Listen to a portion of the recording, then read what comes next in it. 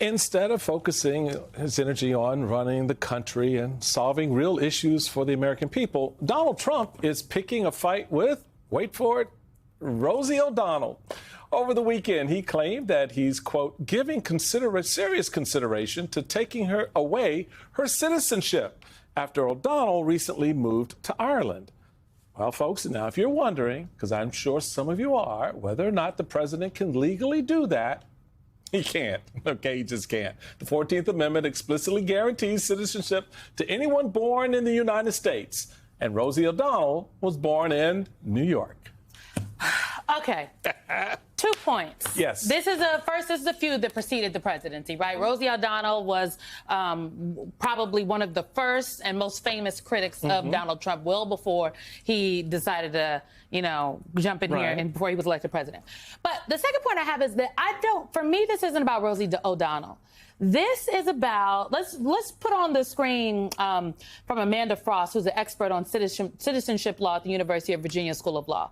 In 1967, the U.S. Supreme Court declared in Afroyim v. Rusk that the citizenship clause of the 14th Amendment bars the government from stripping citizenship, stating, as Michael just read, right?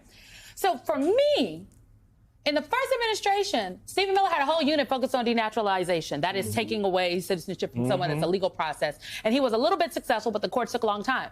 So maybe, just maybe, Donald Trump's ire and focus on the birthright citizenship clause within the 14th Amendment is not just about the brown people coming to the U.S.-Mexico border. No, it's about the folks who are here. Come on now. It's about you, me, anybody out there that the president says is in opposition to him so that they can take them out of this country by way of stripping their citizenship away because they've successfully worked to invalidate the 14th Amendment. That is the particularly birthright citizenship, because we don't hear anything about the privacy and birthright and the 14th Amendment, the privacy clause. They ain't come for that yet, but don't worry, it's coming. So I just think people have to thread the needles here. And remember, J. Edgar Hoover. They just keep on going back to the J. Edgar Hoover way of doing things, targeting political opposition. Yeah, but I think that the J. Edgar Hoover piece is an important piece because it gives you a historic pin to sort of draw the line from. I think what this is exactly more in the lane of what you're saying, and it is setting up the predicate for the act. So, okay, if we can get away with it when she goes to Ireland, what happens if she doesn't? And so that's the ultimate piece.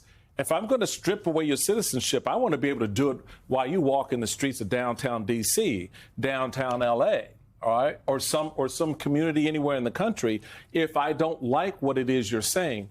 All of these pieces, particularly with Stephen Miller at the helm, is built upon the next piece. And you've got, to your point, you've got to be able to connect all these pieces in a way in which you see the whole picture and ultimately what the end game is. You have the Vice President of the United States talking about reconsidering citizenship so that it is no longer about values but about heritage. You have the President of the United States acting as though this is a question of executive authority and he can use it as a punishment for anyone from Rosie O'Donnell to Elon Musk.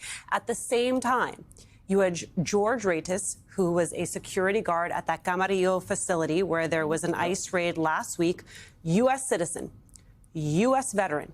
He got swept up in that raid. For days, his family did not know where he was. It was only 3 days after being in federal custody that a U.S. citizen, a U.S. veteran, was released without any charges and very little explanation. So this is not something that is simply on the horizon. You already have U.S. citizens who are being impacted by Donald Trump's administration. And that's an important bullet, because that's actual. That is an actual U.S. citizen on the soil being stripped of his rights. And this is just one story. There are many other stories of veterans, of Americans whose names we do not know, but whose rights are actively being violated. Ask yourselves, folks, if birthright citizenship, if being born here doesn't make you American, what does?